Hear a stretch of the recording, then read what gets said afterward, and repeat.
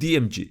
To make creatures feel big, have their oversized weapons deal double the damage dice when making homebrew stat blocks. Oversized weapons deal double the damage dice. Hey everybody, Newman Ultra Macroscopic Silico Volcano Coniosis here. Welcome to another D&D memes video. By the way, a lot of people liked this one. You guys really thought you would make me suffer by making me read this one, didn't you?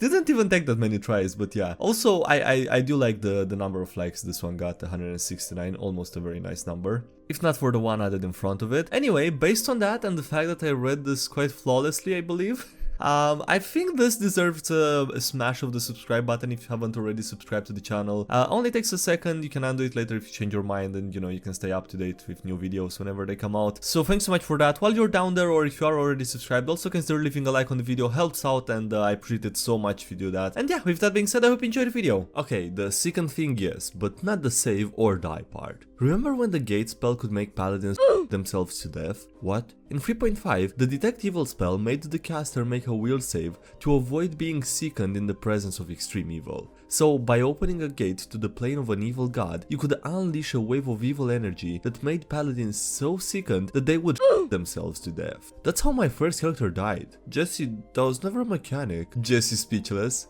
Your DM was just an who hated paladin players.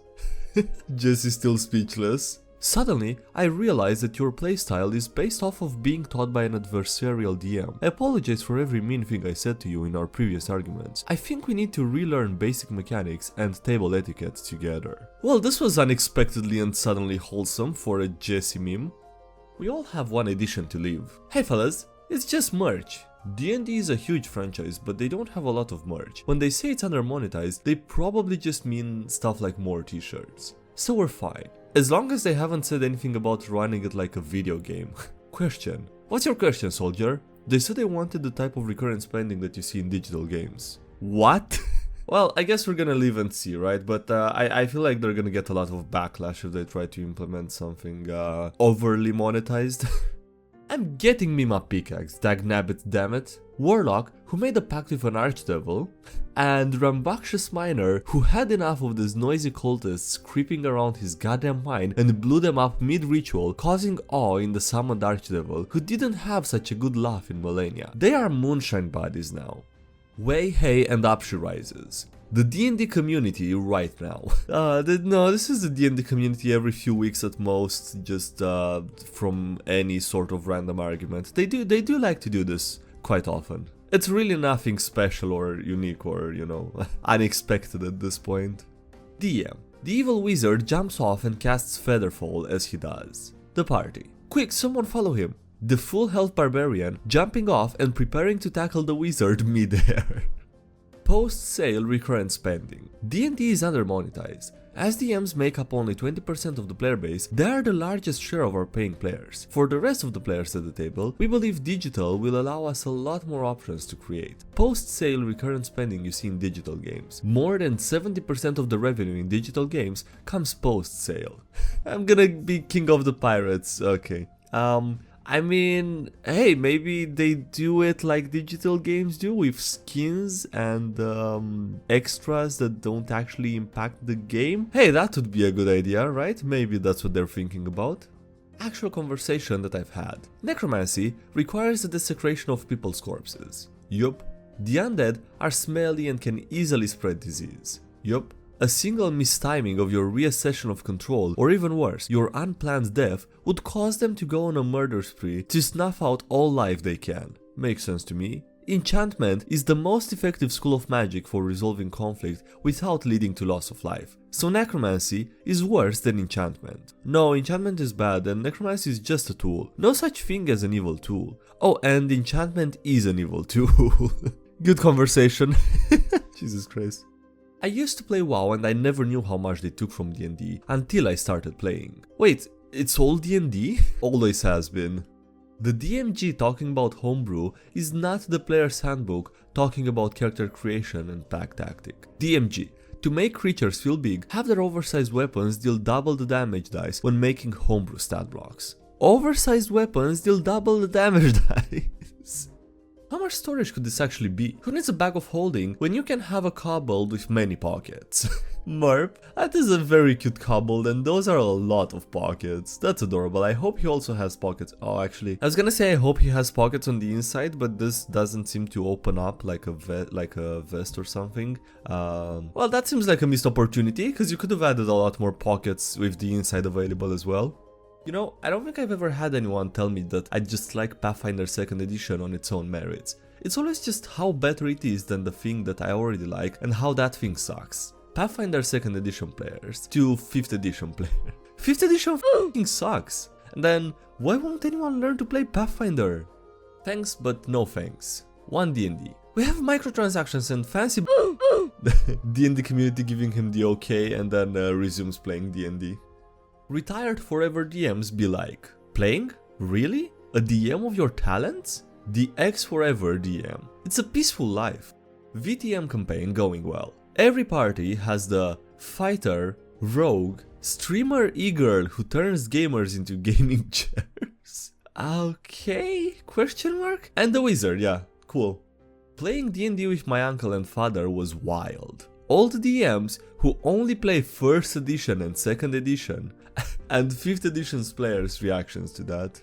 You can tell because the non-caster characters get to do cool things too. When the druid in the D&D movie wild shapes into an owlbear, the writers clearly don't understand the source material. Maybe owlbears are going to be legal for wild shape in 5.5? The writers are obviously taking liberties with the source material for the sake of entertainment. The D&D movie is clearly based on 4th edition. That would be an unexpected twist, I guess. I mean, after all, I think it is the edition that people liked the least out of every single edition, so that's one way to go out. I understand that as a dungeon master, you don't want players having awkward romantic relationships with NPCs. However, my paladin needs a strong muscle mommy girlfriend. It's integral to his character. How strong are we talking about here? That is extremely strong, Jesus Christ.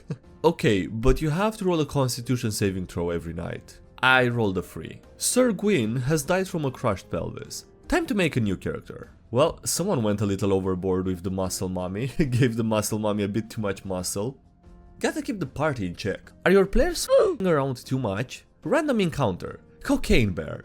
Cocaine Bear, a large beast which is chaotic neutral. Armor class 13, 95 hit points. Okay, those are some pretty good stats, Jesus Christ. You can pause if you wanna read all of it, I guess. I really like the last reaction though. If the damage reduces the Cocaine Bear to 0 hit points, the cocaine coursing through its organism delays falling unconscious and it immediately takes an extra turn. When the extra turn ends, the Cocaine Bear dies. Some people just need to chill out. Not everyone who mentions Pathfinder is trying to convert you. Yeah, so my group plays Pathfinder. It's really good for us. Oh my god, nobody cares. You're not gonna get me to play Pathfinder. I love 5th edition already. You Pathfinder players are all the same. I don't want to play Pathfinder. It's too crunchy. Why would you enjoy that? Hot take. The players are the MSQ. Player with interesting backstory. God, and player who wants to explore it. I got you, brother. MSQ focus DM. Oh no, you don't. Okay, that makes sense, yeah. MSQ means main scenario quest. Alright, it's basically the main plot. You must roll a perception check. DM. On your path to flee the battle, you come across a hill from which you can see the bloodshed. Boss music plays. Player getting ready to fight a power sponge. Roll a perception check, asks the DM. Based off last session of Tomb of Annihilation. My players when I introduce them to the Red Dragon, and my players when I introduce her human form. Mommy? It's time to put that D6 hit die to use. The marshals when casters run out of spell slots, but the session doesn't have time for a long rest. Pull yourself together, Private Sorcerer. We must hold off the Orcs' invasion or this planet is doomed. You understand? Yes, sir. Good. Now go help the wizard fix her bayonet. DM. Terry, I don't know exactly why you're wrong, but I feel like saying no. Our first time DM when combat goes faster than expected. I am a fighter and not a quitter. The same DM when our necromancer tries to zombify a meatloaf. I am resigning. Shinier than yours, meatbag? Playing a Warforged for literally any other reason, that's a no. The only good reason is playing a Warforged so you can use slurs for biological life forms. That's probably literally the worst reason possible, Jesus. Why are my players always like this? I've only got a 4:1 mimic to chest ratio. DM puts a chest at the end of a difficult room as an innocent reward. Players thinking it's a mimic. I hit it with my warhammer. I cast Eldritch Blast.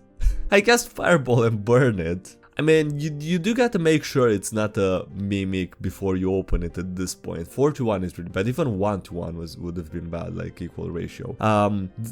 But maybe this is a bit overkill. You don't want to also risk destroying the treasure that's inside in case it's an actual chest, maybe, you know. I will never accept Finnish as Elvish. Elvish is Japanese. Elvish is Finnish. And then there's, I don't know where that's from, but it's a list of languages and, I don't know, alternatives, I guess. It needs to end with this. I really hope the D&D movie ends with a smash cut to them around the table in real life with someone saying, right, so same time next week? They all agree, but then a couple people say, actually, I have a thing. And everyone groans. Boom. Roll credits and collect the Oscar. Yeah, they can literally phase through walls. Like, that's just what they can do. There's no cooldown either, this is just a thing they can do now. Rogues just phasing through walls because why the f not, I guess? Context will be in the comments. Asking what's everyone's health at, and asking how bloody is everyone right now, yeah, that's the way to go. One of the few places golden horse armor might make sense, after all. Not a big fan of microtransactions in your tablet, huh? No, and my wallet will speak volumes. Really worked out that way for video games, huh? It's weird because I still feel like I don't understand them. What the f is a hit dice?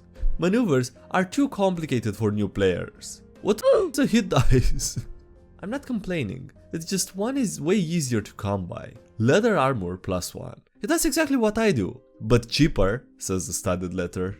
When your Warlock claims they have no master because they recently liked the idea of freedom. Patron to the Warlock. Aren't we forgetting one teensy weensy but ever so crucial little tiny detail? I own you! They're everything to me. My new group. We wanna play 2 rangers, an artificer and a druid. Tradition with a fighter, spellcaster, rogue and healer being the only party comp. House of the Rising Sun intensifies. My epic, meticulously written and philosophically deep campaign. And my players using a dust of dryness marble, a resilient sphere and a firecracker to literally nuke the big bad evil guy and the entire town. Well, if you do agree with that and allow them to use nukes, that would mean that, you know, the bad guys can use them as well. And I think that would be, or, you know, that could be turned into something completely terrible for the campaign. Don't cite old sourcebooks at me. I've been playing since 3.5. You're a warlock, right? Yup. And as a warlock, you serve extraplanar entities in the same way a cleric or paladin serves their god. Yup. In fact, many of those entities are worshipped as gods, like Asmodeus, Tiamat, the Raven Queen, or Cthulhu. Makes sense to me. Then logically, you must be a member of the priest group. Warlocks are arcana casters. That makes them mages. I smell profits. Nice juicy profits. A meat chunk sells for 3 silver apiece. The wizard with chef tool and blacksmith proficiency, after realizing they can cast fabricate on their dead enemies to make their meat into spam and their bones into broth, canned in their own armor to sell at the market.